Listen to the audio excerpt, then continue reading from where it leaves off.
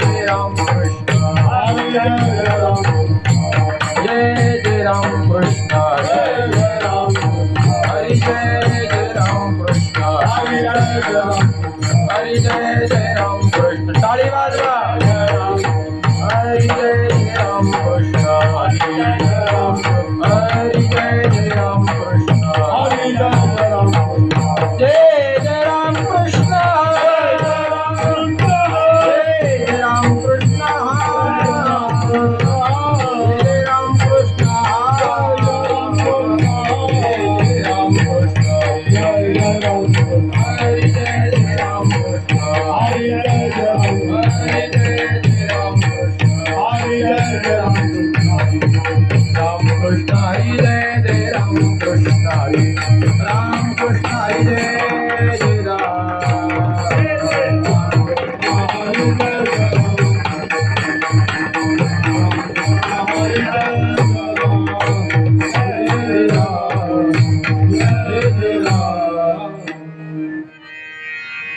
करी उपकार देवा आता ऐसा करी उपकार करी उपकार देहाचा विसर पाळी माझ देहाचा विसर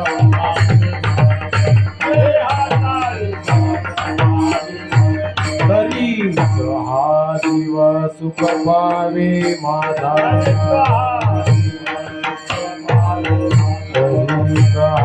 दिवस सुख पावे माझा बर्वे केशी राजा कडो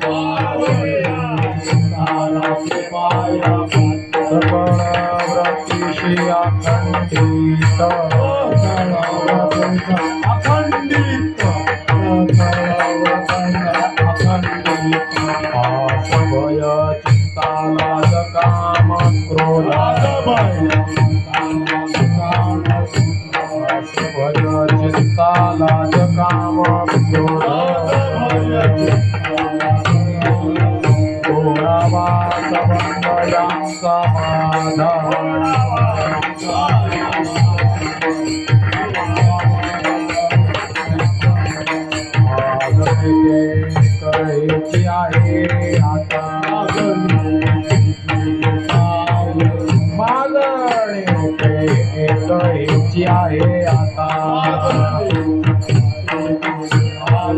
नाममुखी संत संग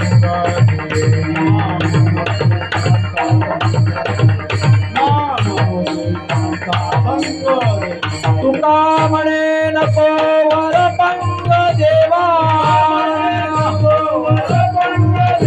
तुका म्हणे नको वर पंग देवा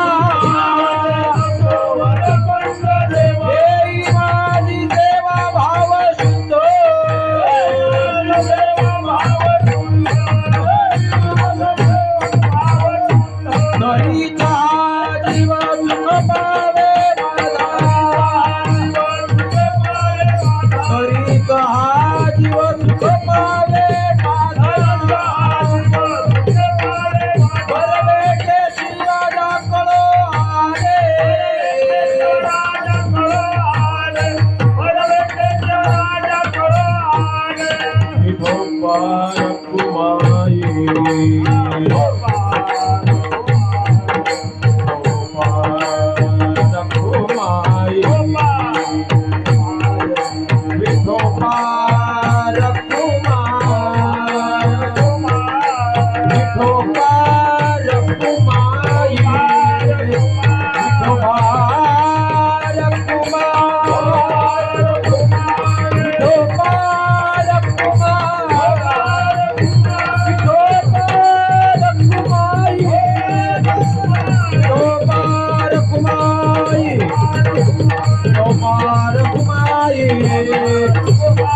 पार कुमारी विडो पार कुमारी विडो पार कुमारी विडो पार कुमारी विडो पार कुमारी विडो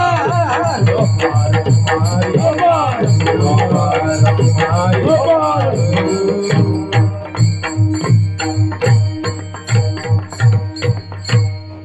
आणि प्रथम चालीसाठी संजय देवा ताईचा करी उपकार देवा ताईचा करे उपकार देवा ताईचा करे उपकार देवा ताईचा करी उपकार देवा ताईचा करी उपकार देवा ताईचा करे उपकार देवा ताईचा करे उपकार देहाचा विसर बेस बेस पाळी माझा देहाचा विसर पाळी माझा देहाचा विसर पाळी माझा तरी कहा जीवन सुख पावे माझा तरी कहा जीवन सुख पावे माझा देहाताई करा पारी माझा देहाताई करा पारी माझा देहाताई करा पारी माझा तरी तो हा जीवन सुखे पावे माझा तरी तो हा जीवन सुखे पावे माझा देवाचा ऐसा करी उपकार देवाचा ऐसा करी उपकार देवा ताईचा करे उपकार देवा ताईचा करे उपकार विसर पाडी माझा देहाचा विसर पाडी माझा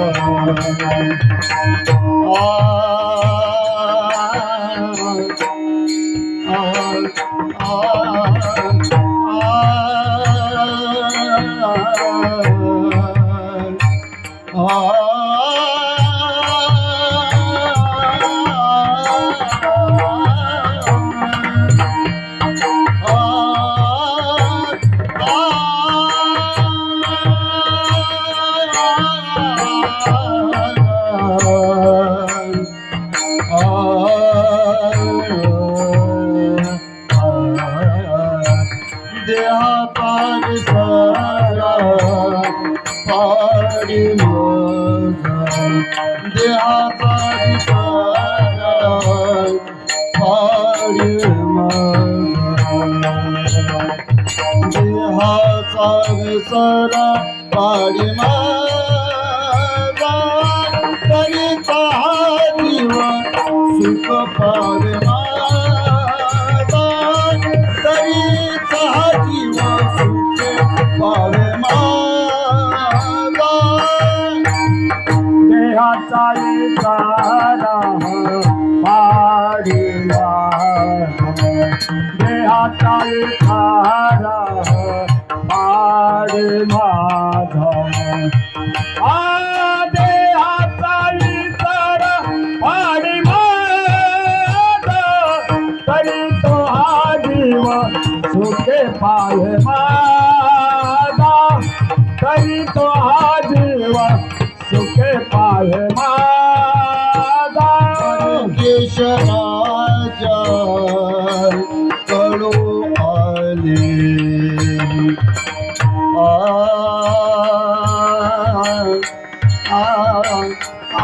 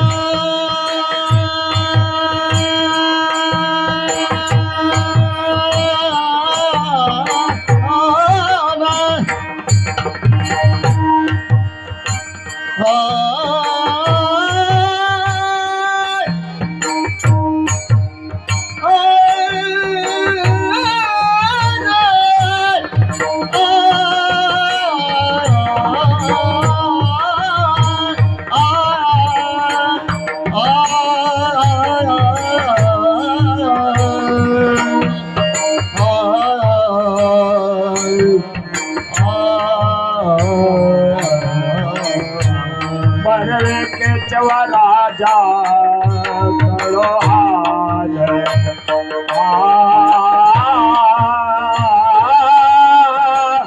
बरवे के चवा राजा करो हाल राजा करो आले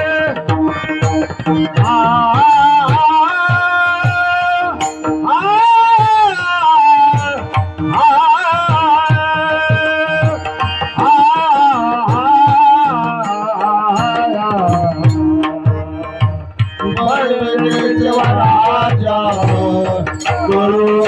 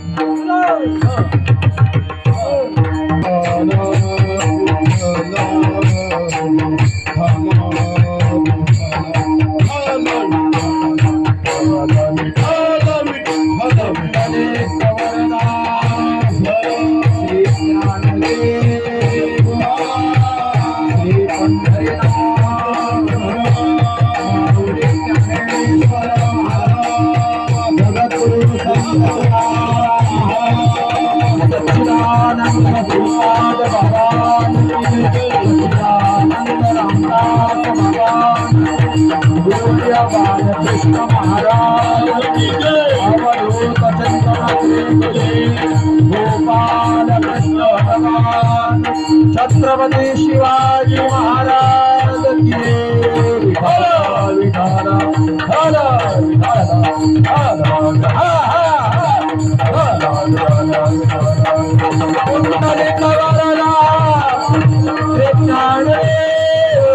छत्रपति शिवाजी महाराज की जय वीर संभाल महाराज हर हर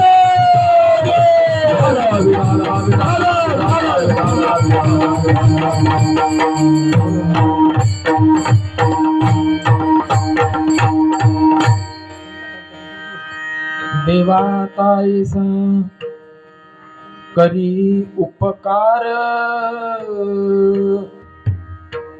देहाचा विसर पाडी मज तरीच हा जीव सुख पावे माझा बरवे किंवा बरे केशी राजा कळू आले ठाव दे चित्ता राखे पायापाशी सकळ वृत्तीशी अखंडित आस भय चिंता लाज काम क्रोध तोडावा संबंध यांचा माझा मागणी ते एक हेची आहे आता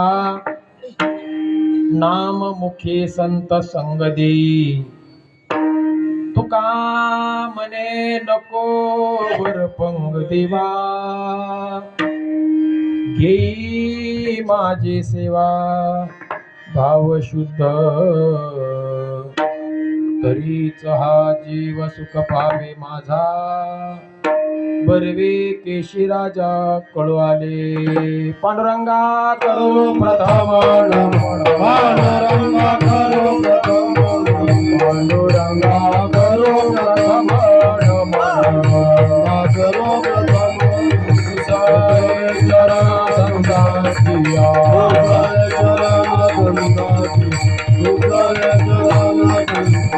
त्यांच्या रमालाने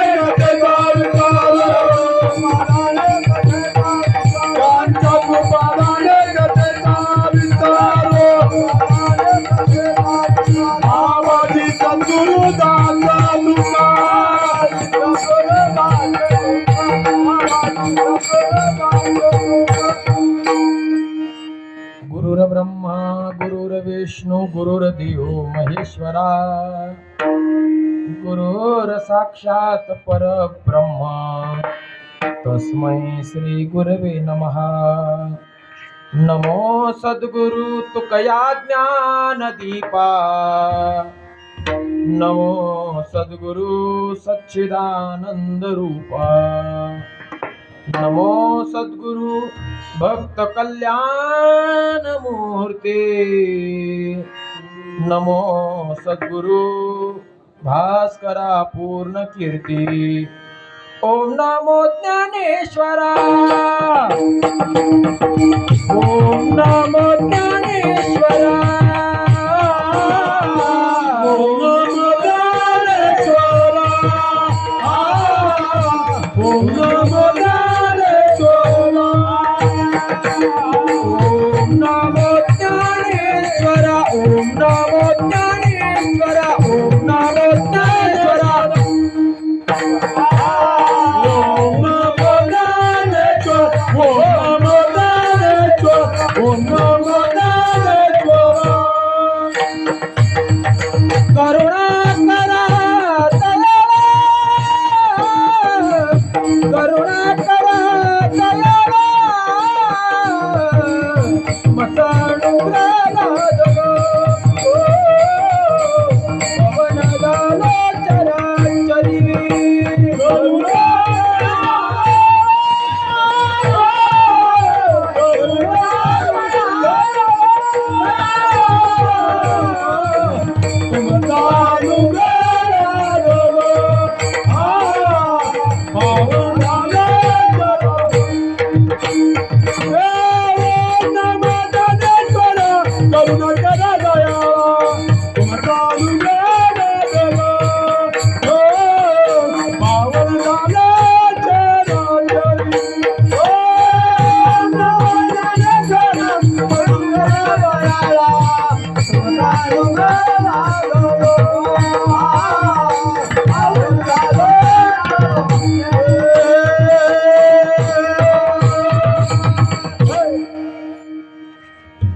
देवाताईसा करी उपकार देहाचा विसर पाडी मज तरीच हा जीव सुख पावे माझा बर्वे केशी राजा कळवाले प्रस्तुत प्राप्त प्रसंगी प्राप्त स्थळी श्री भैरवनाथ व आई जोगेश्वरी देवीच्या उत्सवाच्या निमित्तानं अखंड हरिनाम सप्ताह मौजे ब्राह्मणोली पोस्ट पवनानगर तालुका मावळ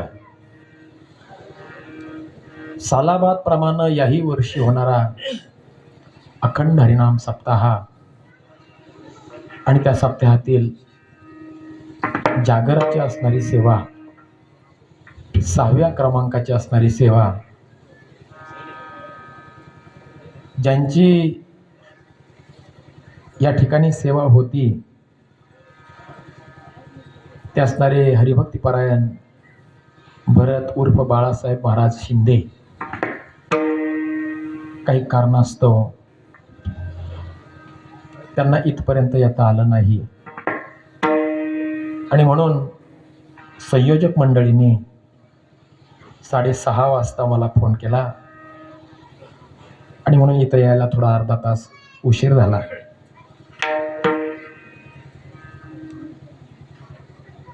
आजची जागराची सेवा आहे. समस्त ग्रामस्थांनी माझ्यासारख्या एका सामान्य कार्यकर्त्याची निवड या ठिकाणी केली.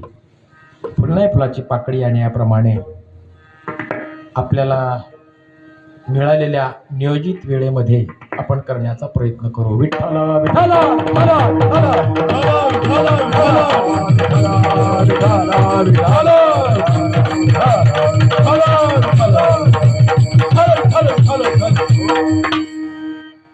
माय बाप हो, चांगला जर विचार केला तर आपण फार भाग्यवान आहोत.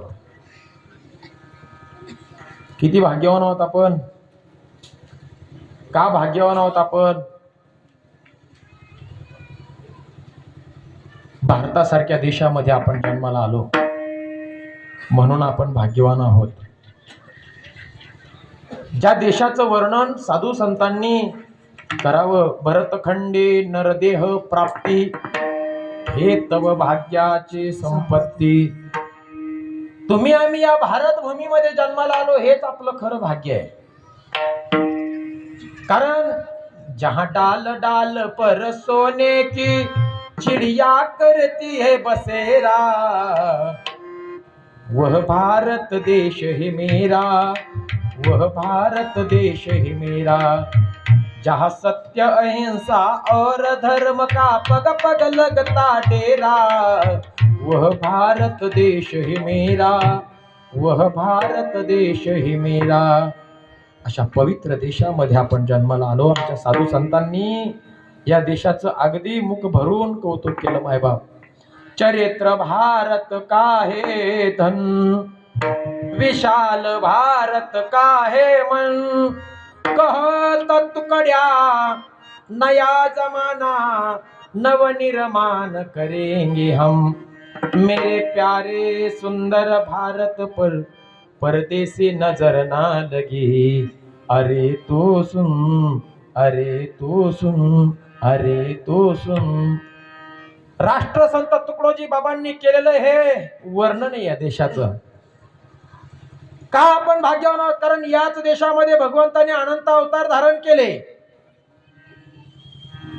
अनंत अवतार घेशी भक्त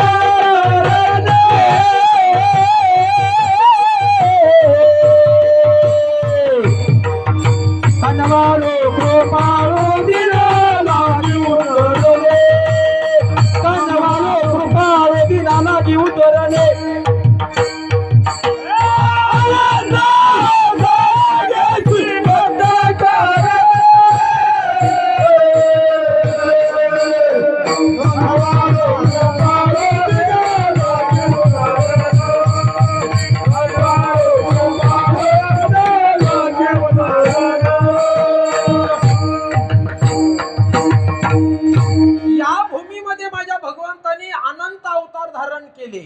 अनंत अवतार धारण केले.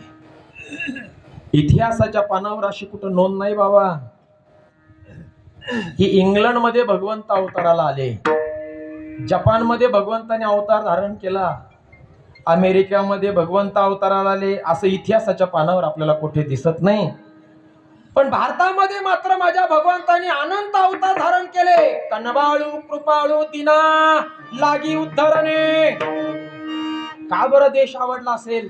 म्हणून आपण पवित्र आहोत मायबाप. या भूमीमध्ये माझ्या भगवंताने अनंत अवतार धारण केले आणि त्यातल्या त्यात अजून भाग्यवान आहोत की या भूमीमध्ये, त्या भारत भूमीमध्ये महाराष्ट्र सारख्या राज्यामध्ये जन्माला आलो. बर का. जेथे हरीचे दास जेथे हरीचे दास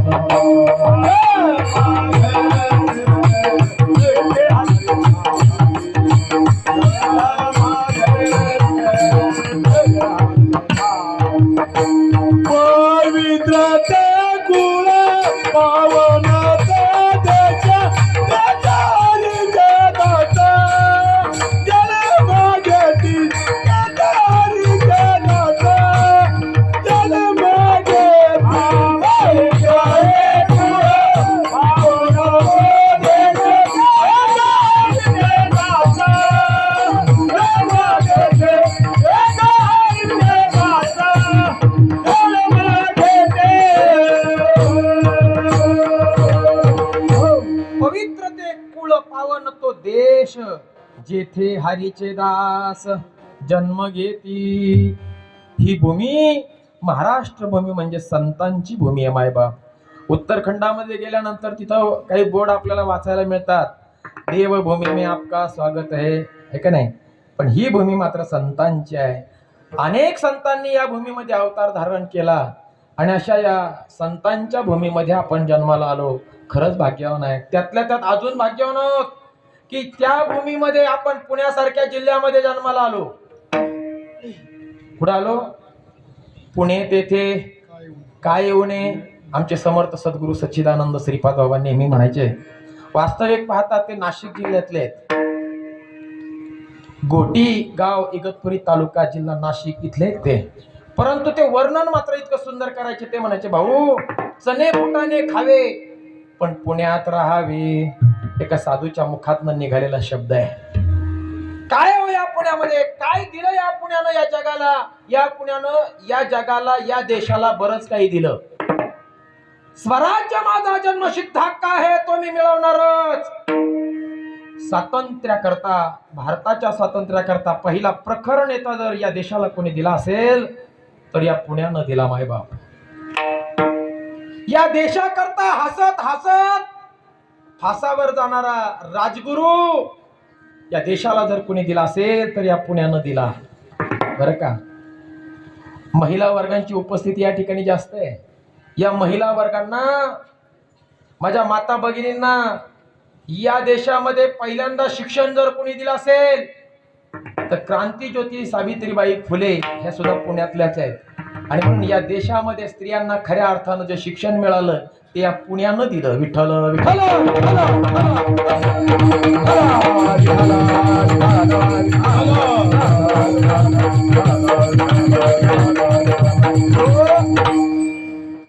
अजून बरंच काही या पुण्यानं जगाला दिलं. महत्वाचं जर काही दिलं असेल ना मायबाप, बरं का, ज्ञान देवे रचिला पाया, उभारिले देवालया, तुका झाला से कळस, भजन करा सावकाश.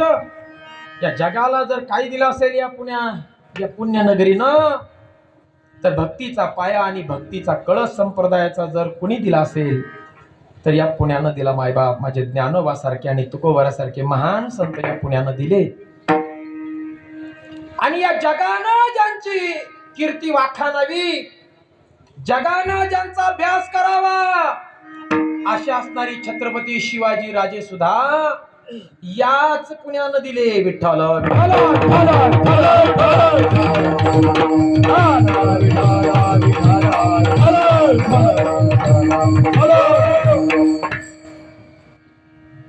काय चरित्र आहे बाबा त्या राजाचं.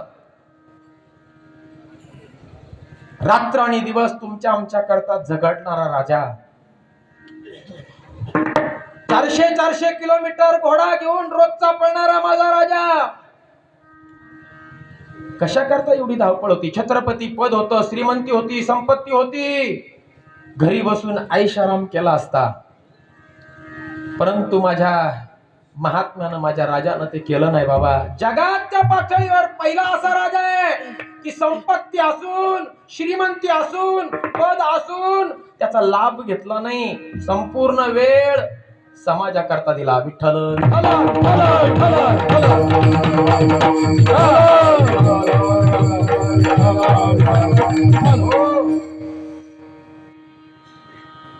चारशे किलोमीटर घोडा पळत होता तरी शरीर थकत नव्हतं. चांगला विचार करा मायबाप, घरादाराला वेळ देता आला नाही माझ्या महात्म्यांना. 8 पत्न्या होत्या, त्यातली एक पत्नी अशी होऊन गेली की ज्या दिवशी महाराजांचा विवाह झाला त्याच दिवशी तिचा आणि महाराजांचं श्रीमुख पाहण्याचं सौभाग्य त्या मातेला लाभलं. त्यानंतर त्या मातोश्री इहलोकीची यात्रा संपून गेल्या, पण त्यांना पुन्हा नाही महाराजांचं श्रीमुख पाहण्याचं सौभाग्य लाभलं. मायबाप, तुम्ही म्हणाल काय महाराज असं बोलताय तुम्ही, असं कसं शक्य आहे? ज्याच्याबरोबर लग्नाची खुणगाड बांधली त्याचं श्रीमुख पाहिलं नाही. त्याचं कारण असं आहे बाबा की तुमच्या आमच्या करता त्या राजानं घरादाराकडे कधी वेळ दिला नाही. छत्रपती शंभूराजांना सुद्धा 6-6 महिने त्यांची आणि शंभूराजांची भेट होत नव्हती. बाप आपलं जर नातू 3 दिवस आपण घरी नसेल तर आपल्याला किती काळजी वाटते बाबा त्या नातवाची. पण ज्यानं स्वतःच लेकरू राजा असताना सुद्धा 6-6 महिने पाहू नये, याच्यापेक्षा त्या चरित्रामध्ये वेगळं काय असणार आहे बाबा. आणि म्हणून आमच्या साधू संतांनी त्या राजाला नुसतं राजा नाही म्हटलं, नुसतं देव नाही म्हटलं, तर त्याला संत सुद्धा म्हटलेलं आहे. म्हणून तो राजा संत सुद्धा आहे मायबाप. काय प्रमाण आहे त्याला? जगाच्या कल्याण जगाच्या कल्याण संतांच्या विभूती देह कष्टविती पर उपकारे देह कष्टविती पर उपकारे जगाच्या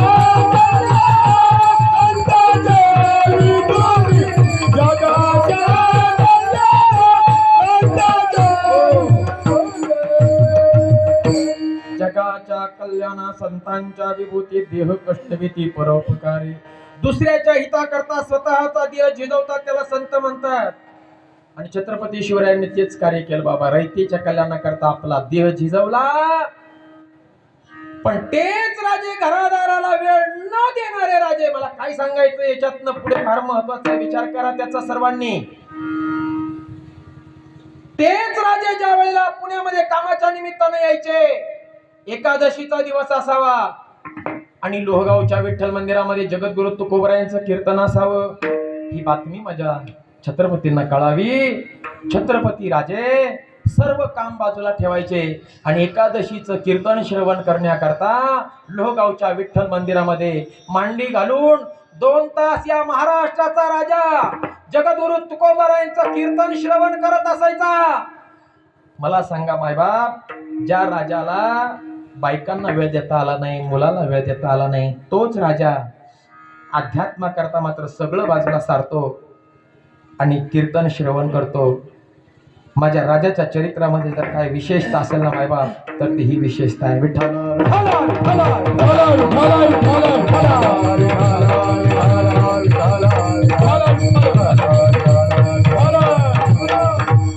एकच राजा इथे जन्मला शिवनेरी किल्ल्यावर, एकच राजा इथे जन्मला शिवनेरी किल्ल्यावर. माझ्या राजाचं नाव गाजतंय गड किल्ल्याच्या डोंगरावर, माझ्या राजाचं नाव गाजतंय गड किल्ल्याच्या दगडावर.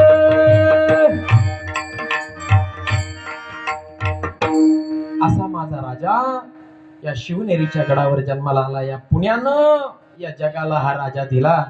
आज जर तो राजा नसता तर इथं कीर्तन झालं नसतं बरं का. इथं कीर्तन झालं नसतं कारण परवानगी मागावी लागली असती. जहांपनाजी हमें 7 दिन का अखंड हरिनाम सप्ताह करना है, इजाजत दीजिए, अशी काय मागावी लागली असती? परवानगी मागावी लागली असती बाबा. का? काशी की कला जाती थी, मथुरा में मस्जिद होती थी, एक शिवाजी राजे नहीं होते तो सबकी सुनता होती थी. काय झालं असतं बाबा? आज मंदिरं राहिली नसती, तुकोबरायांची गाथा आपल्याला मिळाली नसती, ज्ञानोबांची ज्ञानेश्वरी आपल्या हाताला लागली नसती, या गावामध्ये अखंड हरिनाम गावागावातून झाले नसते. ही जर कोणाची कृपा असेल तर ती माझ्या राजाची आहे. विठ्ठल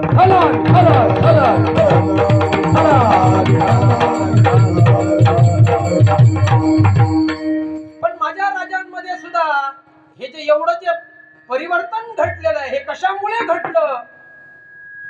तर 2 संत त्यांच्या जीवनामध्ये आले. समर्थ रामदास स्वामी असतील आणि जगद्गुरु तुकोबा असतील. हे 2 महात्मे ज्यांच्या जीवनामध्ये लाभले बाबा. भक्तीचा खरा रस्ता त्यांनी समजून घेतला. तुम्ही आम्ही भक्ती करतो आणि संतांनी मी भक्ती केली, माझ्या राजानं सुद्धा भक्ती केली. पण त्यांच्या भक्तीमध्ये आणि आपल्या भक्तीमध्ये लय फरक आहे मायबाप बरं का. त्यांनी केलेली भक्ती, ज्ञानोबा म्हणतात, एक हरी आत्मा जीव शिव सम, हरी आत्मा जीव शिव सम, हरी आत्मा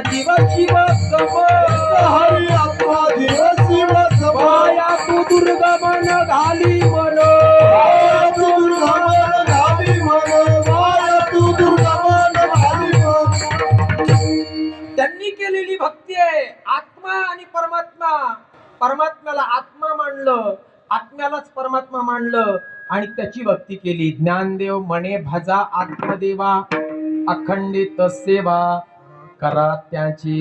कोणी सांगितलं?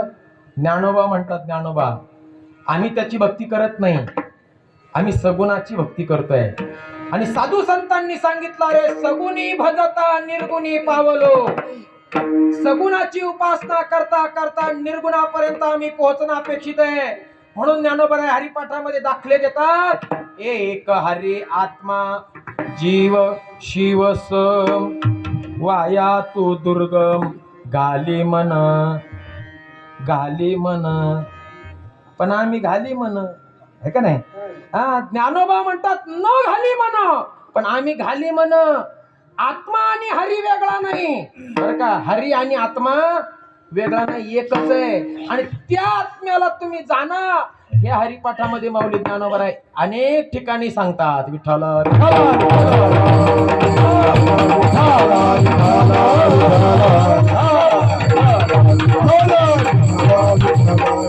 पण तुम्ही आम्ही त्याला न जाणता, मायबाप त्याला न जाणता आम्ही वरवर वरवर त्याला जाणण्याचा प्रयत्न करतो.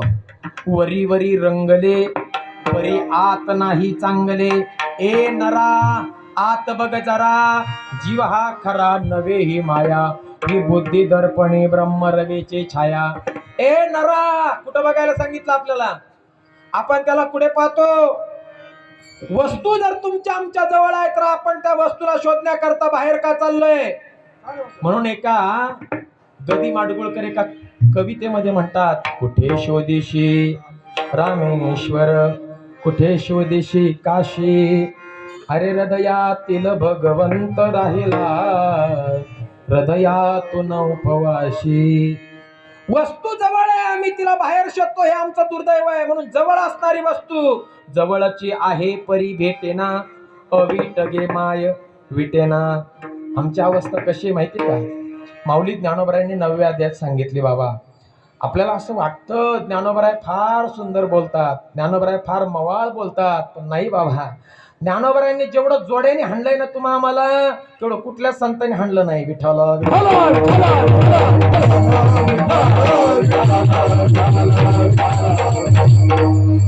ज्ञानोबराय 9व्या अध्यायामध्ये सांगतात, गाईच्या काशेला काय आहे? गोचिड आहे, गोचिड. ते गोचिड एकच पडद्याच्या आतमध्ये गोचिडाच्या काय आहे? पवित्र असणारं दूध आहे. परंतु ते गोचिड पवित्र दूध सेवन न करता अशुद्ध असणारं रक्त पित, हे त्याचं दुर्दैव आहे. दुसरं उदाहरण दिलं माऊलींनी, कमळाच्या कांद्याच्या बुडाशी बेडकाचं वास्तव्य आहे. पण ते कमळ ज्या वेळेला उमलतं, त्याच्यामध्ये जो मकरंद आहे, पराग आहे, दुरून भुंगे येतात, त्या परागाचा सेवन करतात, तृप्त होतात. पण जवळ असणाऱ्या बेडकाच्या वाट्याला मात्र चिखलच उर्वरित राहतो, हे त्याचं दुर्दैव आहे. खरं सांगू का, माऊलीने तुम्हा मला ना गोचिडाच्या अवलादीचं केलं बाबा, बरं का. माऊली म्हणतात, गोचिडाच्या अवलादीचे जे मला जाणत नाही, बेडकाच्या अवलादीचे जे मला जवळ असून जाणत नाही.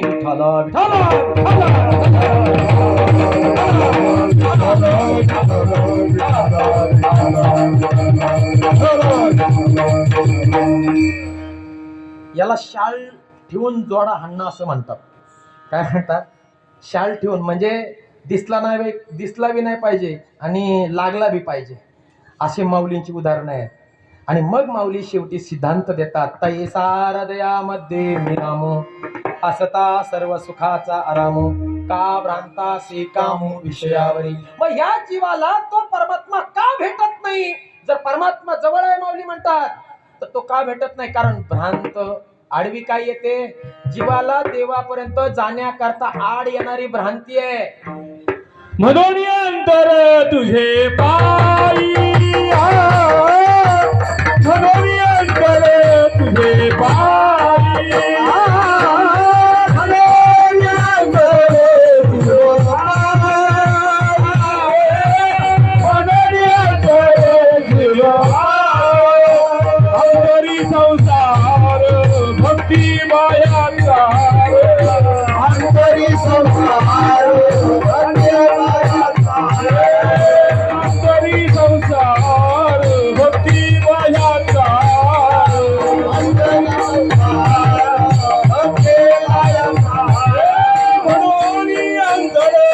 तुझे पायी मनोनी अंतर तुझे पायी मनोनी अंतर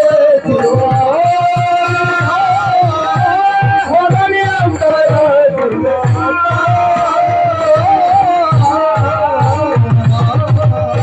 म्हणून अंतर तुझे पायी. कशामुळे अंतर आहे? भ्रांतीमुळे अंतर आहे. मग ही भ्रांती काय करते बाबा? भ्रांती मानवी जीवनामध्ये देवापर्यंत तुम्हा आम्हाला पोहोचू देत नाही. काय ही भ्रांती? भ्रांती ह्याला काही ठिकाणी माया ही म्हटलेलं आहे बरं का. मायेच सगळे स्वरूप आहे भ्रांती, भ्रांत वगैरे वगैरे बरं का. पण ही जी भ्रांती आहे, ही भ्रांती देहाला, जीवाला शिवापर्यंत जाऊ देत नाही. ती आड आहे. मग त्या भ्रांतीमध्ये अहंकार बी आला, त्या भ्रांतीमध्ये हे 6 विकार आले. अशी असणारी भ्रांती देवापर्यंत जाऊ देत नाही. आणि म्हणून अर्जुना, भ्रांत अज्ञानी जीवाची विषयावर वासना असल्या कारणानं तो जीव माझ्यापर्यंत पोहोचू शकत नाही. वास्तविक मी त्याच्यातच आहे. सर्वांच्या हृदय देशी मी अमुका हे ऐशी, जी बुद्धी स्प्रे अहर्निशी, ती वस्तुगामी. ती वस्तू मी आहे. कोण आहे ती वस्तू? सगळ्यांचं हृदय जो हलतंय ना, कोण हलवतंय हृदय? हृदय हलतंय ना बाबा. हृदय हलतंय म्हणून डोळ्याने दिसतंय, हृदय हलतंय म्हणून कानानं ऐकू येतंय, हृदय हलतंय म्हणून पायानं चालत इथपर्यंत आलोय, हृदय हलतंय म्हणून तुम्ही डोळे वटारून माझ्याकडे पाहताय. हृदय हलायचं बंद झालं, निघून गेला वारा, खाली राहिला पसारा. या पसाऱ्याला किंमत फक्त त्या वाऱ्यामुळे. लक्षात ठेवा, तो वारा याच्यातला निघून गेला की या पसाऱ्याला बायको सुद्धा घरात ठेवत नाही. विठ्ठल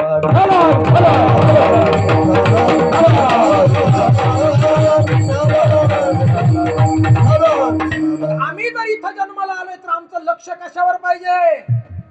जो आतमध्ये येतोय आणि जातोय ना, त्याच्याकडे लक्ष आमचं केंद्रित नाहीये. म्हणून घोटाळा आहे. आणि त्याच्याकडे जे लक्ष आमचं लक्ष त्याच्याकडे का जात नाही? त्याला कारणीभूत भ्रांती आहे. आपण कोण आहोत ना बाप? मी वासुदेव तत्वता. आपलं स्वरूप वासुदेव आहे, परंतु आपण विसरलो त्या स्वरूपाला. आपण म्हणतो मी वासुदेव नाही, मी देव नाही, मी अमुक अमुक आहे, मी अमक्या घरातला आहे, मी मुकादमाचा आहे, मी वगैरे वगैरे. सांगण्याचं तात्पर्य एक आहे, आपण खरं स्वरूप जर आपलं पाहिलं तर आपण देव आहोत.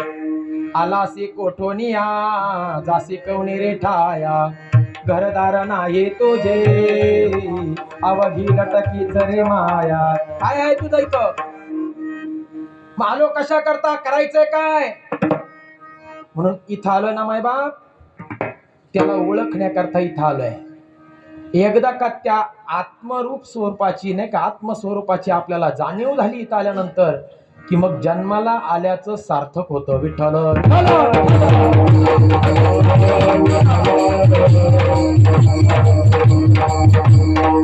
आणि देहाचं तादात्म्य जर गेलं नाही तर 96 पिढ्या जरी गेल्या तरी निर्गुण निराकाराला जाणता येणार नाही बाबा. म्हणून देहाचे धर्म माझे आहेत, देहाचे कर्म माझे आहेत, मी भोगताय, मी करताय.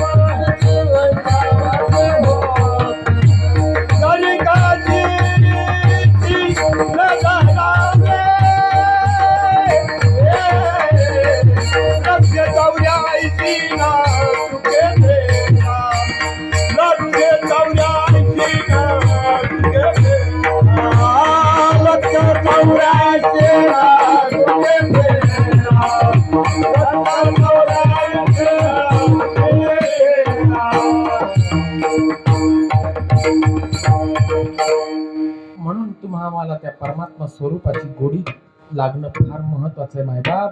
पण त्याला आडकाठी आणणारी ही भ्रांती आहे, ही माया आहे. आपलं स्वरूप देव आहे तरी सुद्धा आपण असं म्हणतो की नाही मी अमुक आहे. दृष्टांत सांगतो, पंचदशीतलं दृष्टांत आहे. भजन करा, विठ्ठल विठ्ठल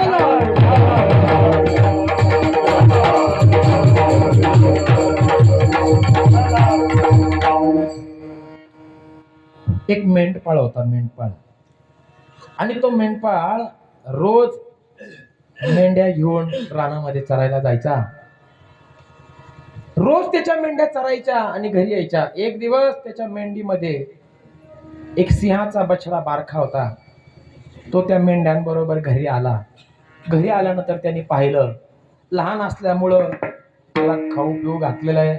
हळूहळू तो त्या मेंढ्यांमध्ये राहू लागला. मग मेंढ्या जे चारा खायचे तेच तो खाऊ लागला. हळूहळू तो मेंढ्यांबरोबर मोठा होऊ लागला. मोठा झाला बाबा मेंढ्यांमध्ये तो. आणि त्याला सवय लागली बाबा मेंढ्यांची. पूर्ण मोठा झाला. एक दिवस मेंढपाळ रानामध्ये चारण्याकरता मेंढ्या आलेला आहे. सगळ्या मेंढ्या होत्या आणि त्याच्यामध्ये हा सिंह होता. एक असणारा सिंह, त्याची असणारी जात भाई, गुहेतनं बाहेर आला सिंह. आणि त्याची नजर गेली बाबा त्या मेंढ्याच्या कळपावर. आणि त्या कळपावर लक्ष गेल्यानंतर त्याला कोण दिसला? अरे म्हणलं हे तर आपल्याच जातीचं आहे नाही का, आपल्या भाऊकीतलं आहे. आणि इकडं काय करतंय म्हणले, काहीतरी गडबड आहे. मग त्याने त्याचा ओरिजिनल आवाज काढला. कोण होता तो? जंगलचा राजा आहे तो. मग राजाने आवाज काढल्याबरोबर तिथं ते थांबेल का? खरा जर आवाज त्या बकऱ्यांनी ऐकला तर थांबेल का? एकही बकरी थांबली नाही. सगळ्या बकऱ्या घरी. फक्त तो जो सिंह होता ना तो थांबला बरं का तिथं. आणि तो बघू लागला येण्यासारखा कोण आहे. तो मग तिथं जवळ आला त्याच्या जवळ. अरे म्हणला, ए दादा, अरे तू कोण आहेस? आहे मी कोण करावा विचार, म्हणे ज्ञानेश्वर निवृत्तीचा. कोण आहेस तू? अरे तू बकरी नाही, तू मेंढा नाही, तू सिंह आहे. सिंह जंगलचा राजा आहेस आणि असा ह्या मेंढ्यांच्या कळपामध्ये काय राहतो सेड्या? तो म्हणला, नाही तुम्ही काही बी खोटं बोलताय म्हणे. अहो मी मेंढा आहे म्हणले, मी काही सिंह नाही. अरे नाही बाबा, तू सिंह आहेस. मान्य करायला तयार नाही. आपणही मान्य करत नाही बाबा. आमच्या साधू संतांनी सांगितलं, देव आहे हृदय मंदिरे शोधून पाहे. पण आम्ही मात्र संतांचं ऐकायला तयार नाही आहे ना. आम्ही कुठे शोधेशी रामेश्वर, कुठे शोधेशी काशी.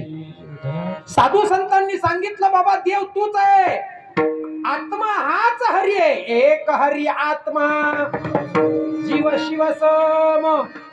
आत्मा आणि हरी वेगळा नाही. किंवा माझे तुकोबा म्हणतात, आत्मा हा विठ्ठल, काया ही पंढरी, नांदतो केवळ पांडुरंग. सांगायचा प्रयत्न तो सिंह करतोय पण हा ऐकत नाही. शेवटी त्यांनी सांगितलं, बघ माझी शेपटी आणि तुझी शेपटी एकसारखी बघ. मेंढ्याला एवढी मोठी शेपटी नाही, तुझी आणि माझी शेपटी एकसारखी आहे. याचा अर्थ तू कोण आहे? सिंह आहेस. तरी तो मान्य करायला तयार नाही.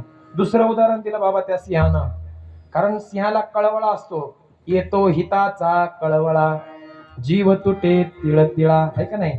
साधू संतांना तुमचा आमचा कळवळा आहे म्हणून रात्रंदिवस सांगतात. हकारोणी सांगे तुका, नाम घेता राहू नका. रात्र आणि दिवस साधू संत तुम्हा आम्हाला समजून सांगतात, राजा तू कोण आहेस, तू कोण आहेस. पण आम्ही मात्र ऐकायला तयार नाही. तो मेंढाही ऐकत नव्हता. शेवटी सांगितलं, बघ त्या मेंढ्याच्या पायाला खूर आहे आणि तुझ्या पायाला काय आहे? पंजा आहे. माझाही पाय पंजा आहे, तुझा आणि माझा पंजा एकसारखा आहे. आता तरी मान्य कर, तू कोण आहेस? हा, तू सिंह आहेस. तरी सुद्धा तो, कारण त्याच्यावर संस्कार पडले ना बाबा संगतीचे. काय झाले? लहानपणापासून त्याच्यावर मेंढ्याचे संस्कार पडल्यामुळे तो मान्यच करायला तयार नाही. शेवटी शेवटचा पर्याय आता वापरला बाबा त्या सिंहानं. त्याने काय केलं, विहीर होती तिथं बाजूला आणि त्या विहिरीच्या कडेला त्या सिंहाला घेऊन गेले. म्हटले, बघ पाणी शांत आहे, मी सुद्धा त्या पाण्यामध्ये पाहतो, तूही तुझं स्वरूप पहा. तुझं आणि माझं स्वरूप पाण्यामध्ये पाहिल्याबरोबर बघ, अरे तुझं स्वरूप आणि माझं स्वरूप एकच आहे. याचा अर्थ तू सिंह आहे. हे ज्या वेळेला त्या सिंहानं पाहिलं त्यावेळेला मात्र त्याला खात्री पटली की आपण मेंढा नसून आपण कोण आहोत? सिंह आहोत. तुमची आमची खात्री कधी पटेल बाबा? हा? तुमची आमची खात्री कधी पटेल की आपण जीव नसून देव आहोत? कधी पटेल सांगू का? अनादिकालचं असणारं तत्व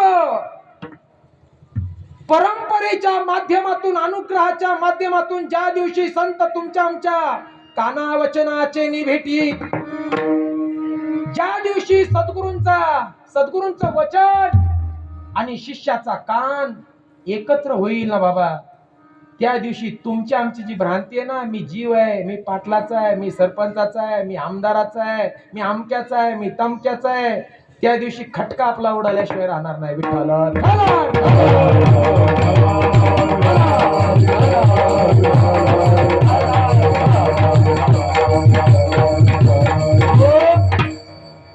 त्या सिंहाची भ्रांती गेली बाबा, आणि तो सिंह म्हणू लागला, दादा अनंत उपकार झाले तुझे. मला वाटत होतं की मी कोण आहे, मी मेंढा आहे, पण तुझी कृपा झाली, संत कृपा झाली, इमारत फळाली. आता मात्र मी त्यांच्या कळपात जाणार नाही, पण त्यांच्या कळपातला एखादा जरी भेटला तरी मी सोडणार नाही. विठ्ठल विठ्ठल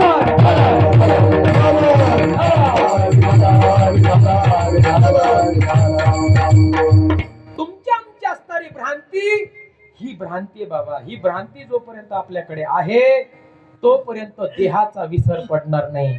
जगद्गुरु तुकोबरायांच्या जीवनामध्ये तेच झालं बाबा. बरं का, साधू संतांची भेट झाली, माझ्या बाबाजी चैतन्यांचा अनुग्रह झाला, भागवताची अनंत पारायण, अनंत वेळा वाचन माझ्या भागवताचं तुकोबरायांनी भंडाऱ्या डोंगरावर अनेक वेळा केलं, अनेक वेळा. असं म्हणतात चरित्रामध्ये काही भाग आहे, 5000 वेळा भागवत वाचून काढला माझ्या तुकोबांनी नाथबाबांचा. किती वेळा?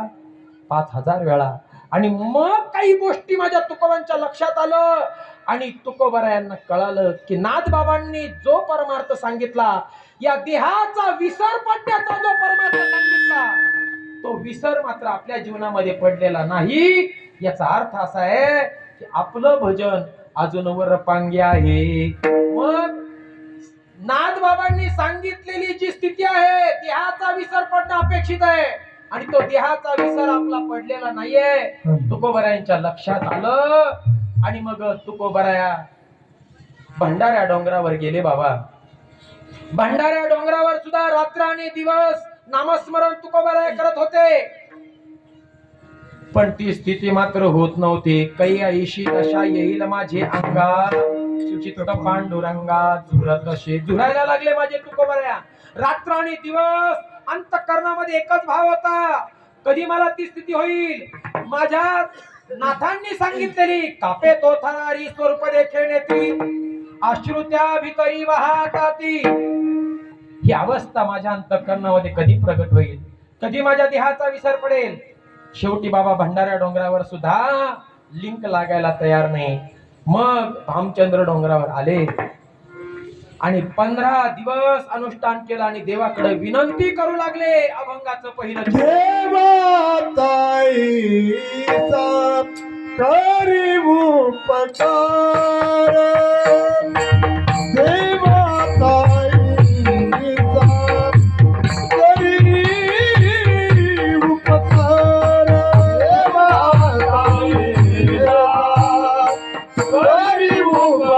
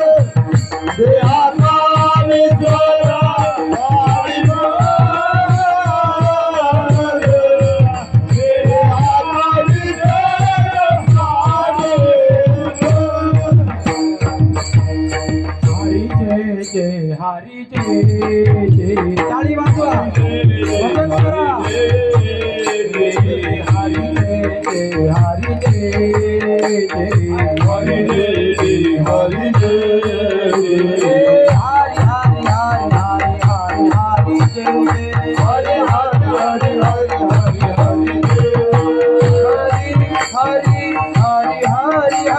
हरी हरी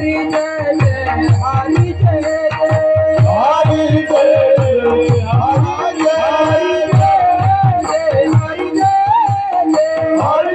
हरी हरी हरी हरी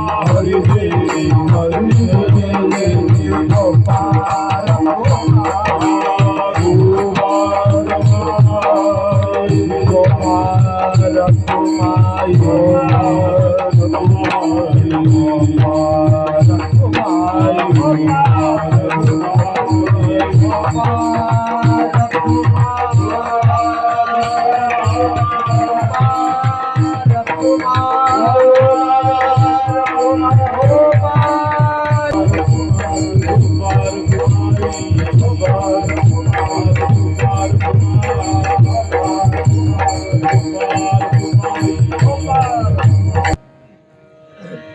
सोडवत भाऊचंद्रावर गेले मायबाप। ही परमार्थाची अवस्था जोपर्यंत आपल्या अंतःकरणात होणार नाही, जी माझ्या तुकोबांना झाली, तोपर्यंत जन्माचं सार्थक होणार नाही। गड्या लक्षात ठेवा, परमार्थ म्हणजे फक्त गंधगुळ्या उगळणं नव्हे। माझ्या तुकोबा ज्या वेळेला तिथं 15 दिवस बसले, अनुष्ठान मांडलेलं आहे, आणि अनुष्ठान करत असताना 15 दिवस झाले, पण ही अवस्था व्हायला तयार नाही बाबा। 14 दिवस पूर्ण झाले, अखंड चिंतन विठोबाचे, रात्र आणि दिवस ध्यास लागला, कैयाईशी दशा येईल माझे अंगा। आपणही वारकरी आहोत ना बाबा, कधी आपल्या अंतःकरणामध्ये अशी अवस्था निर्माण झाली का हो, की माझ्या साधू संतांना जो अनुभव आला तो मला येईल, काही गा उद्धार पावेल, काही कृपा करील नारायण। कधीतरी अंतःकरणामध्ये असं शिवलं का बाबा आपल्या?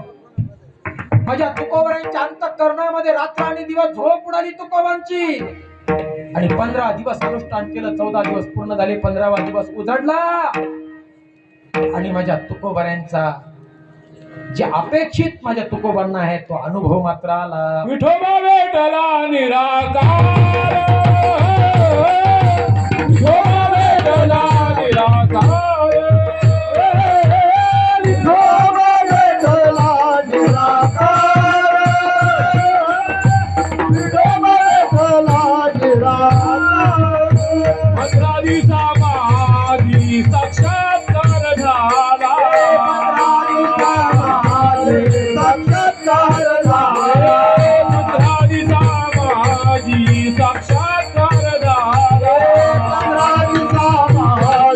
साक्षात्कार झाला, विठोबा भेटला निराकार, विठोबा भेटला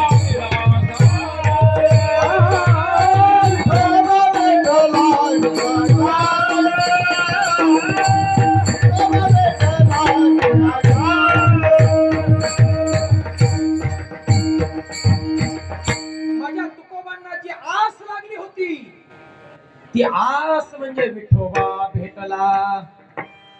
कुठला विठोबा भेटला मायबा?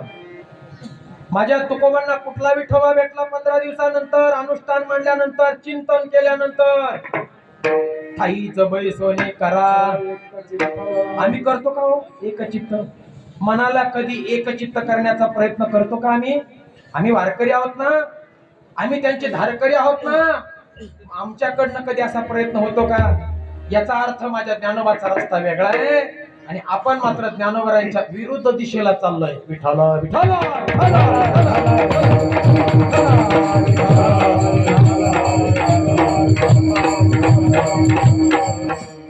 ज्ञानोबांच्या विरुद्ध दिशेला चाललोय। तुम्ही आम्ही म्हणाल महाराज ज्ञानोबांच्या विरुद्ध दिशेला कसं चाललोय? ज्ञानोबांचा हरिपाठ आम्ही रोज म्हणतोय, साधू संतांनी सांगितलेला काकडा आरती आम्ही रोज म्हणतोय आणि तरी तुम्ही आम्हाला असं म्हणता की तुम्ही विरुद्ध दिशेला चाललात.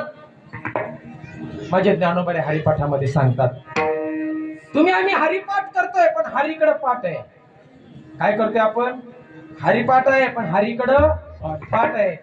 मग हरिपाठ या शब्दाचा लक्षार्थ जोपर्यंत आम्ही समजून घेणार नाही नुसता मुखानं गाऊन मेळ बसणार नाही बाबा. याचा अर्थ गाऊ नये असा नाही, लक्षात घ्या. वारकऱ्याची ही संध्या आहे काकडा आणि हरिपाठ. हे कर्तव्य आहे, परमार्थ नव्हे बरं का. हे काय आहे वारकऱ्याचं? वारकरी झालास ना तू, तुझं परम कर्तव्य पहिला काकडा आरती आणि हरिपाठ. मग तो हरिपाठ गाता गाता म्हणता म्हणता त्याच्यातला लक्षार्थ समजून घ्यायचा आहे वारकऱ्याला. काय समजायचं आहे? मग काय लक्षार्थ आहे? अरे हरी म्हणजे आत्मा. हरी म्हणजे हरिपाठाच्या एकही 27 अभंगामध्ये जेवढे काही अभंग आहेत तेवढ्यामध्ये एकही विठ्ठल असा अक्षर नाही बाबा. दाखवा मला तुम्ही. का बरं वापरलं नाही विठ्ठल? विठ्ठल का वापरलं नाही? कारण माझ्या ज्ञानोबाऱ्यांना अपेक्षित निराकाराची आहे. हरिपाठ हा निराकाराचा वास्तव आपल्याला दाखवून देतो. हरी म्हणजे आत्मा आणि पाठ, पाठ या शब्दाचा अर्थ आहे चिंतन. आत्मचिंतनावर जो वारकरी संत कृपेने स्थिर राहतो हरिपाठी स्थिरावला तोची धन्य. कोण धन्य? जो हरी कळाला आणि ज्याला पाठ कळाला. बरं का, आत्मचिंतनावर स्थिर राहणं म्हणजे हरिपाठ आहे. हा माझ्या संतांचा मार्ग आहे. आम्ही हा मार्ग सोडला आणि मनाच्या मार्गाने चाललो, मेळ बसणार नाही. माझ्या तुकोबरायांनी मनाच्या मार्गाने गेले नाही. अनादी कालापासून आलेली जी गुरु परंपरा आहे, मुख्य महाविष्णू चैतन्याचे मूळ संप्रदाय फळ तिथुनिया ही असणारी चैतन्य संप्रदायाची परंपरा माझ्या तुकोबरायांपर्यंत आली. तुकोबरायांना अनुग्रह झाला पण ती स्थिती होत नव्हती. देहाचा विसर पडत नव्हता. मायबाप, जोपर्यंत आपल्या देहाचा विसर पडणार नाही तोपर्यंत जन्माचं सार्थक होणार नाही. तुकोबरायांचा देहाचा विसर भामचंद्रावर गेले आणि मग अनुष्ठान केलं, चिंतन केलं. बाबा 15 दिवसा माझे झाला साक्षात्कार आणि विठोबा भेटला निराकार. तुम्हा आम्हाला सुद्धा त्या निराकाराची आवश्यकता आहे बरं का मायबाप. जोपर्यंत वारकऱ्याच्या जीवनामध्ये निराकार अनुभूतीला येणार नाही तोपर्यंत जन्माचं सार्थक कदापि होणार नाही. विठ्ठल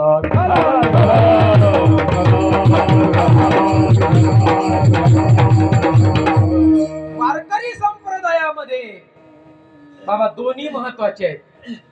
अनेक संप्रदाय आहेत. काही संप्रदायामध्ये सगुणाची उपासना करतात, निर्गुणाला मानत नाही. काही संप्रदायामध्ये निर्गुणाला मानतात, सगुणाला मानत नाही. पण जगाच्या पातळीवर असा संप्रदाय आहे त्याला वारकरी म्हणतात आणि त्या संप्रदायामध्ये सगुणाबरोबर निर्गुणालाही मानलं जातं. नुसती सगुणाचा उपासक झाला माझ्या नामदेवरायांसारखा तरी त्याला आमच्या संतांनी काय ठरवलं बाबा? कच्चा ठरवलं. नामा कच्चा बे कच्चा ओ नाही गुरु का बच्चा. का सगुण प्राप्त झाला माझ्या नामदेवरायांना पण निर्गुण प्राप्त झाला नव्हता तोपर्यंत आमच्या साधू संतांनी त्याला कच्चा ठरवला. मग तो भक्ती करत नव्हता का? तो कीर्तन करत नव्हता का? नामदेव कीर्तन करी पुढे देव नाचे पांडुरंग. एवढा ज्यांचा अधिकार, वयाच्या 7व्या वर्षी ज्यांनी नैवेद्य खावा, दूध पियो मोरी गोविंद लाला गोविंद लाला गोपाल लाला दूध पियो मोरी गोविंद लाला. गडीवाळपणे माझ्या नामदेवानं सांगावं, भगवंतानं दूध घटा घटा प्यावं, एवढा ज्यांचा अधिकार. पण सगुण उपासक निर्गुण मान्य नव्हता, निर्गुण प्राप्त झाला नव्हता. आमच्या संतांनी त्याला कच्चा ठरवलं. म्हणजे वारकरी संप्रदायामध्ये नुसता सगुण उपासक चालत नाही तर सगुणाची भक्ती करता करता ज्या दिवशी निर्गुण प्राप्त होतो. ऐका बाबा, एक उदाहरण सांगेन मी आपल्याला.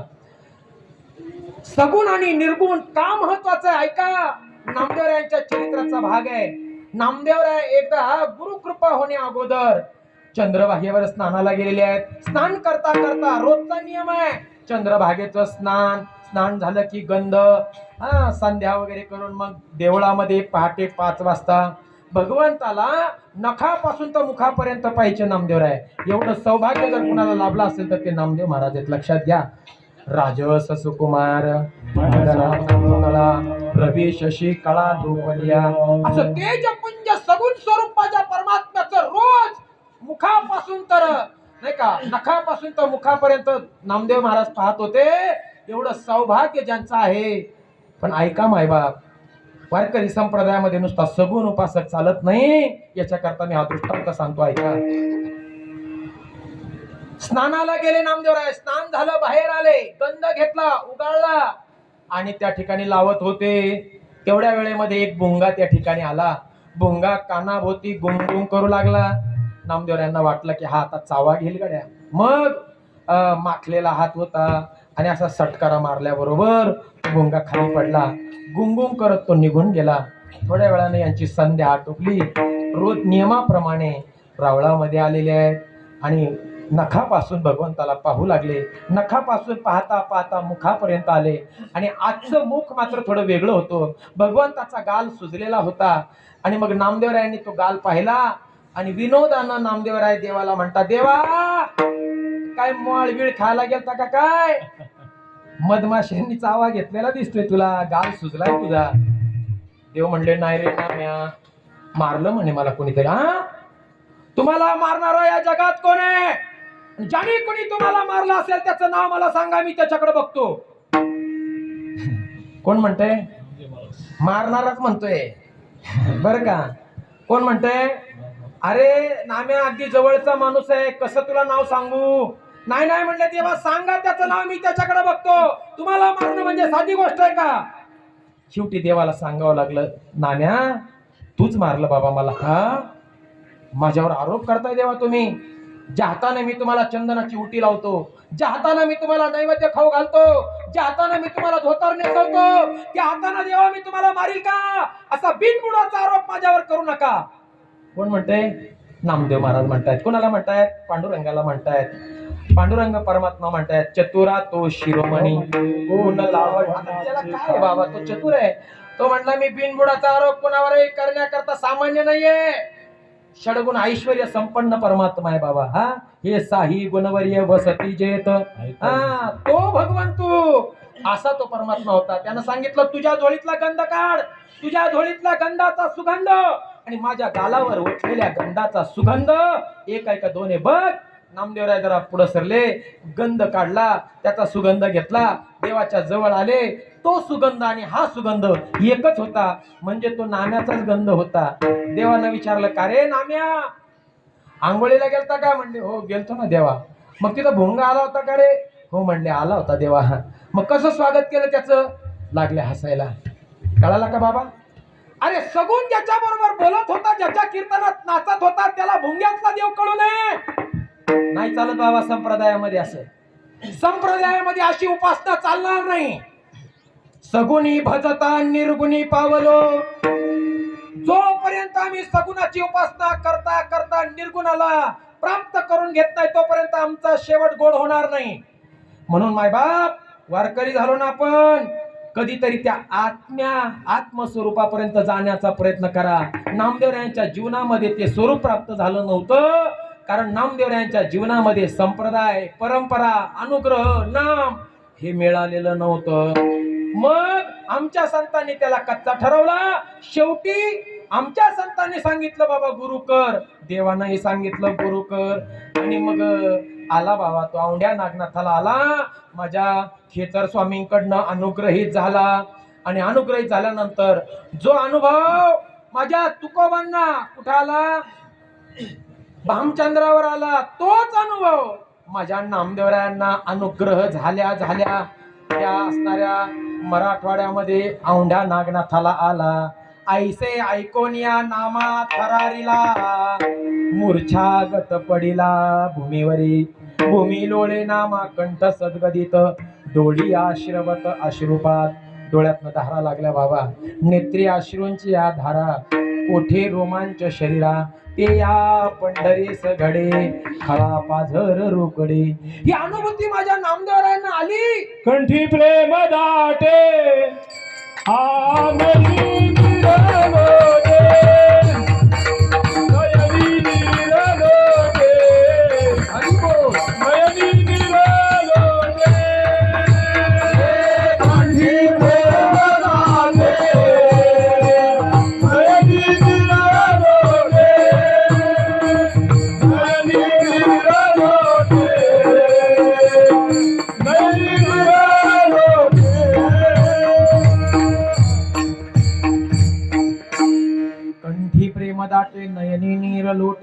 आई प्रगटे नाम. काय झालं माझ्या नामदेवरायांना? हे भाव तयार झाले बाबा. देही चवी देही भूपुदाशा देवा आता ऐसा करी उपकार आणि देहाचा विसर पाडी मत. माझ्या तुकोबरायांचा देहाचा विसर पडला भामचंद्र डोंगरावर. माझ्या नामदेवरायांच्या देहाचा विसर पडला त्या औंढ्या नागनाथाच्या मंदिरामध्ये. माझ्या नाथ बाबांचा विसर पडला सुलभंजन पर्वतावर. आमच्या देहाचा विसर कधी पडणार बाबा? हा का नुसता वरी वरी रंगले आत नाही चांगले? हा म्हणून बाबा कधीतरी आतमध्ये बघा आपण कोण आहोत. येणारा आत बघ जरा जीव हा खरा नवे ही माया ही बुद्धी दर्पणे ब्रह्म रवीची छाया. म्हणून दोन्ही महत्वाचे आहेत. सगुण नुसता निर्गुण प्राप्त झाला सगुण प्राप्त झाला नाही तरी मेळ बसत नाही. म्हणून मायबाप संत वाङ्मयामध्ये दोन्हींची आवश्यकता आहे. माझ्या नामदेवरायांवर दोन्हींची कृपा झाली मग कुत्र्यातला देव दिसला. विठ्ठल विठ्ठल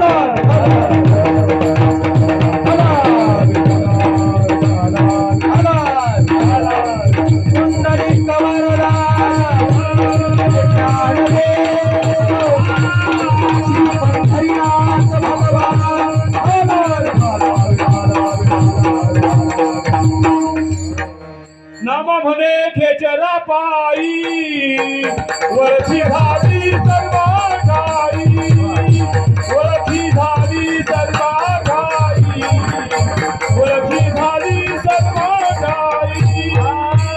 नाम म्हणे खेचरा पायी वरची झाली सर्व घाई वरची झाली सर्व घाई वरची झाली नामा म्हणे खेचरा पायी. कोणामुळे झाली ओळख? निर्गुणाची ओळख कोणामुळे होते? आणि माणसं काय म्हणतात माहिती का? काही वारकरी असं म्हणतात बरं आहे बुवा आमची साधी गोळी भक्ती. काय म्हणतात काही वारकरी? महाराज आमची साधी गोळी भक्ती बरी आहे. असं आयुष्यभर जरी साधी गोळी करत राहिला ना मेळ नाही बसणार बाबा. हा म्हणून सगुणाबरोबर निर्गुणाची उपासना महत्वाची आहे. इयत्ता पहिलीच्या विद्यार्थ्यानं इयत्ता पहिलीच्या वर्गात किती वर्ष राहावं बाबा? होय ताई किती वर्ष थांबावं त्यांच्या वर्गात? 10 वर्ष? 1 वर्ष? एकच वर्ष राहावं. हा पण परमार्थित माणसानं प्राथमिक शिक्षण किती वर्ष घ्यावं? लय 5 वर्ष. त्याच्या पुढे गेलं पाहिजे ना. हा माध्यमिक कडे गेलं पाहिजे. हा मग पुढे ग्रॅज्युएशन कडे वळालं पाहिजे. तसं हळूहळू डहाळे डहाळे केतलोनी एक वेळे मार्गाचे निबळे निश्चित ठाके. हळूहळू परमार्थाची गती वाढत गेली पाहिजे. सगुणाबरोबर निर्गुणा करता आम्ही प्राप्त झालो पाहिजे. मायबाप जोपर्यंत तो निर्गुण प्राप्त होणार नाही तोपर्यंत जन्माला आल्याचं सार्थक होणार नाही. माझ्या ज्ञानोबरायांना तो निर्गुण परमात्मा प्राप्त झाला. माझे ज्ञानोबा एका ठिकाणी म्हणतात आजे संसार सुफल झाला गे माये देखिले पाय विठोबाचे तो मज व्हावा तो मज व्हावा. तो जो निराकार परमात्मा आहे तो आपला झाला पाहिजे. म्हणून ते या पंढरेस घडे खळा पाझर रोकडे. आणि ज्या दिवशी बाबा असा अनुभव येतो त्या दिवशी या जीवाला खरं सुख प्राप्त होतं अभंगाचं दुसरं जग. तरीच हा जीवा तरीच हा जीवा तरीच हा जीवा पावे माझा तरीच हा जीवा तरीच हा जीवा तरीच हा जीवा तुझा पावे माझा तरी हा जीवा तरी हा जीवा तरी हा जीवा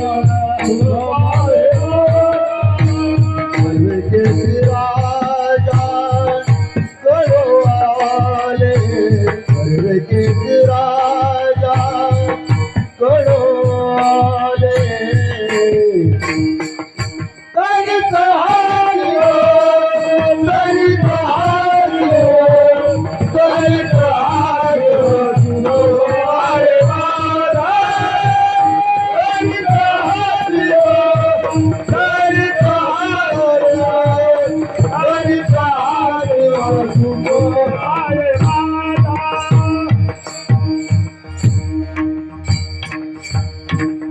जगद्गुरु तुकोबराय अभंगाच्या दुसऱ्या चरणात सांगतात, ज्या दिवशी आत्मस्वरूपाची ओळख होईल ना बाबा, ओळखारे वस्तू सांगणारे कल्पना, ज्या दिवशी त्या वस्तूची ओळख होईल त्याच वेळेला या जीवाला खरं सुख प्राप्त होईल. तरीच हा जीव सुख पावे माझा आणि बरवे केशी राजा कळू आले. आत्मस्वरूपाची जर ओळख झाली नाही तर ते सुख मिळणार नाही बाबा. सुख नावाची वस्तू जवळ आहे पण आपण ती बाहेर शोधतो.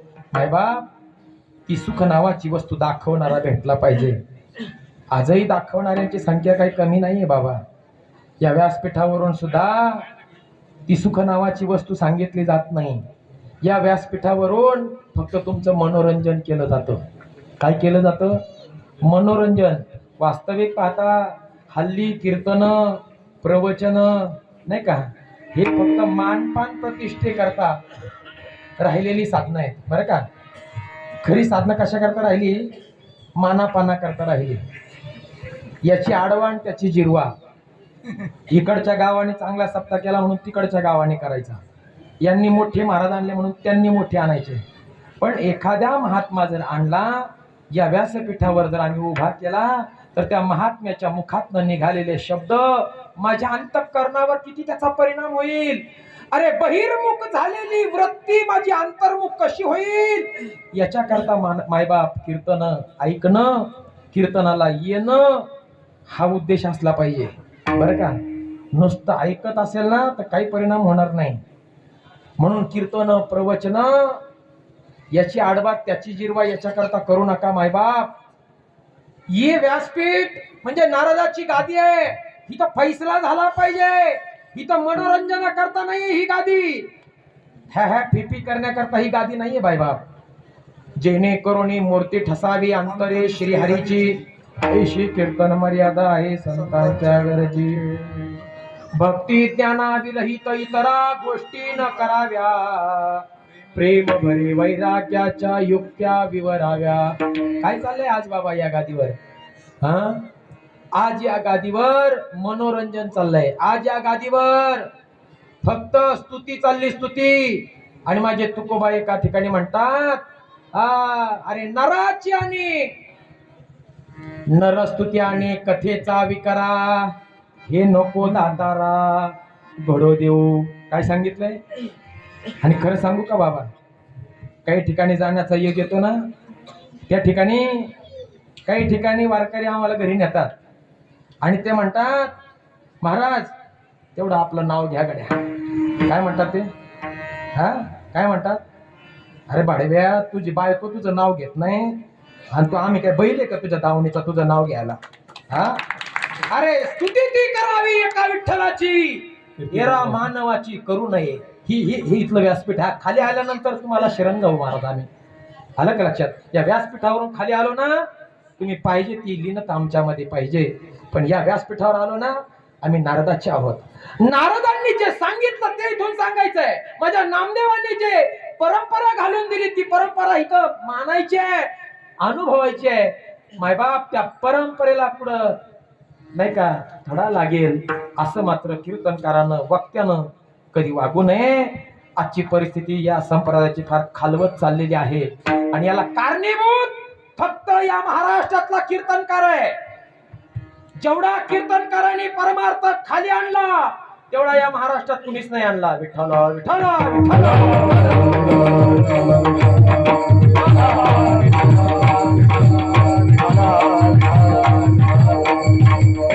धंदा करून टाकला बाबा या कीर्तन परंपरेचा धंदा. कशा करता कीर्तन आहेत? आमच्या साधू संतांचे जरा अभंग वाचा. प्रत्येकाकडे मोबाईल आहे. उद्या घरी गेल्यानंतर मोबाईल मध्ये एक ऍप निर्माण करा. माझ्या नाथबाबांचा गाथा काढा. 150 अभंग त्या नाथबाबांच्या गाथेमध्ये आहेत. कोणाविषयी आहे? शेतकऱ्याविषयी नाही बाबा. दुग्ध व्यवसाय करणारा विषय नाहीये, नोकरी करणारा विषय नाहीये, व्यवसाय करणारा विषय नाहीये, तर कथेची विक्री करणाऱ्या विषयी आहे. लक्षात घ्या. हा एकच नमुना त्याच्यातला सांगतो, नेहमी सांगतो, पुन्हा एकदा सांगतो, ऐकत जा. हे असलंच ऐकलं पाहिजे बरं का. आम्हाला सासू सुनाच्या गप्पा ऐकण्याची सवय लागली आणि म्हणून आज परिवर्तन होत नाही बाबा. 41-58 वर्ष झाली आमच्या सप्त्याला. किती परिणाम झाला आमच्यामध्ये हे जोपर्यंत आम्ही अवलोकन करणार नाही ना बाबा, असे सप्ते 100 जरी पूर्ण झाली ना तरी मेळ बसणार नाही. आजा मेला, पंजा मेला आणि बाप मसना गेला आणि देखत देखत ना तू पण तोही तैसा झाला. अरे आत्मस्वरूपाच्या कोडी करता प्रयत्न करा. मी कोण आहे याचा विचार करा. परमार्थ म्हणजे फक्त गंधगुळ्या उघडणं नाहीये. परमार्थ म्हणजे नुसतं पायानं चालणं नव्हे, कधीतरी डोक्यामध्ये त्याला आठवा आणि मग पायाने चाला. म्हणून मायबाप परमार्थ जरा जपून करा मायबाप. खूप अवघड परिस्थिती आज आपल्याला या मोबाईलवर पाहायला मिळते. चांगला विचार करा आणि या व्यासपीठावर चांगली माणसं उभी करा, तर सप्त्याचं परिवर्तन होईल. आध्यात्मिक उन्नती गावामध्ये होईल. अन्यथा गावामध्ये आध्यात्मिक उन्नती होणार नाही, सप्ते बंद पडतील. याची त्याची स्तुती करायला गेले ना महाराज लोक, सप्ते बंद पडले बाबा. मी कितीतरी गावांची उदाहरणं तुम्हाला ती नावं सांगून देईन. कोणामुळे सप्ते बंद पडतात? आम्हाला काय अधिकार आहे या गादीवरून कोणाची स्तुती करण्याचा? करू नये कीर्तनकारानं बाबा. ज्यांनी मला तारीख दिली त्याची स्तुती करायची नाही. समस्त ग्रामस्थांच्या वतीने ही तारीख मला मिळालेली आहे. त्यांनी फक्त पुढाकार घेऊन मला फोन केलेला आहे. त्याच्या पलीकडे काय बाबा? काय करावी आपण? पण ऐकत नाही बाबा. का? काही वेळेला कीर्तनकारांचा त्याच्यात काय नसतो, नाविलाज असतो. समाज इतका खालच्या पातळीला गेलेला आहे बाबा, बोलायचं काम नाही. विठ्ठल विठ्ठल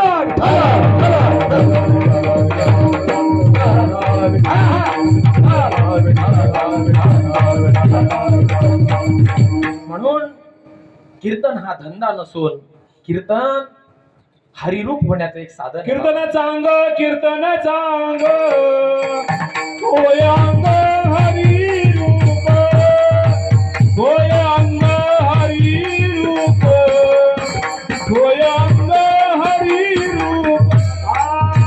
कीर्तनाचा अंग, कीर्तनाचा अंग, होय अंग हरिरूप, होय अंग हरिरूप, होय अंग हरिरूप.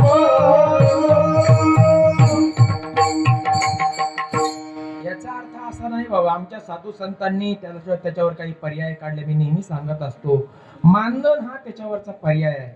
वक्त्यानं मानधन स्वरूपानं घेतलं तर हरकत नाही बाबा बरं का. मानधन याचा अर्थ आहे मानानं दिलेलं धन बरं का. तुम्ही गाववाल्यांनी प्रसाद म्हणून दिलं, आम्ही ते प्रसाद म्हणून स्वीकारलं, त्याला मानधन म्हणतात बाबा. हा, ती मागणी नाही झाली, पण फोनवर ठरवून जर हे होत असेल तर तो कधीच जगाचा उद्धार करणार नाही. तो किती मोठा असू द्या. विठ्ठल विठ्ठल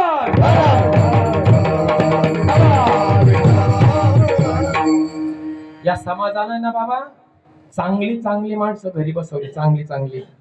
आणि एकाच अभंगावर डबल कीर्तन करणारी, महिना कीर्तनकारांनी करणारी माणसं या समाजाने उचलून धरली आणि गाथा ज्ञानेश्वरी अध्ययन करणारी माणसं घरी बसवली. हा समाजाचा सगळ्यात मोठा दोष आहे. विठ्ठल विठ्ठल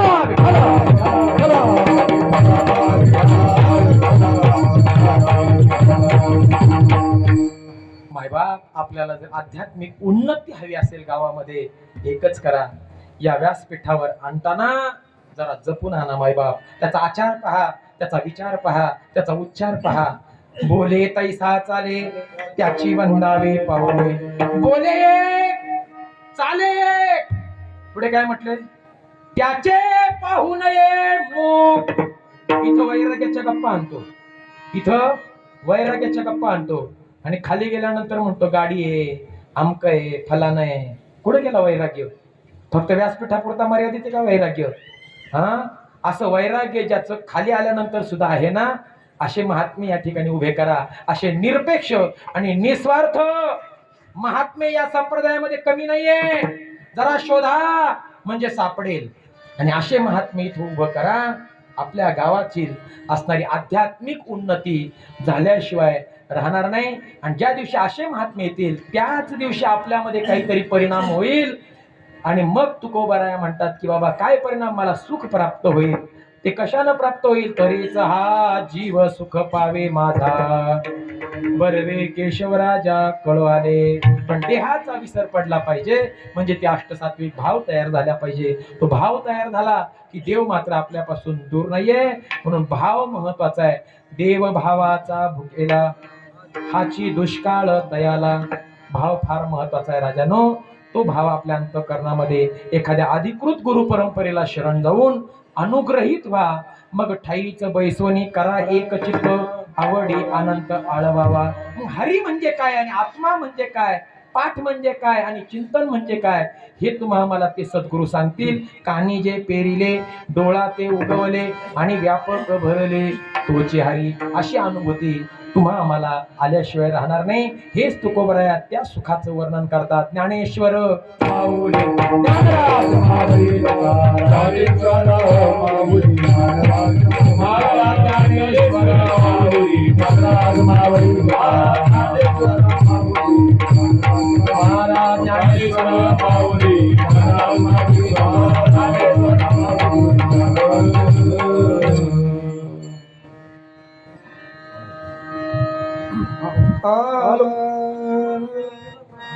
हॅलो.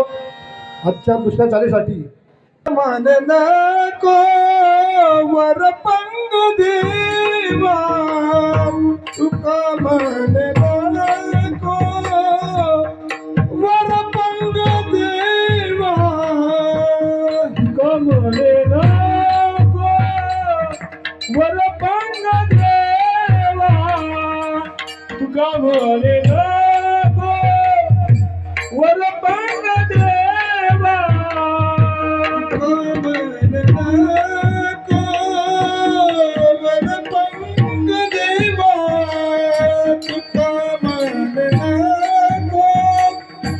वर पंग देवा, तुका मान नको वर पंग देवा, तुका मान नको वर पंग देवा.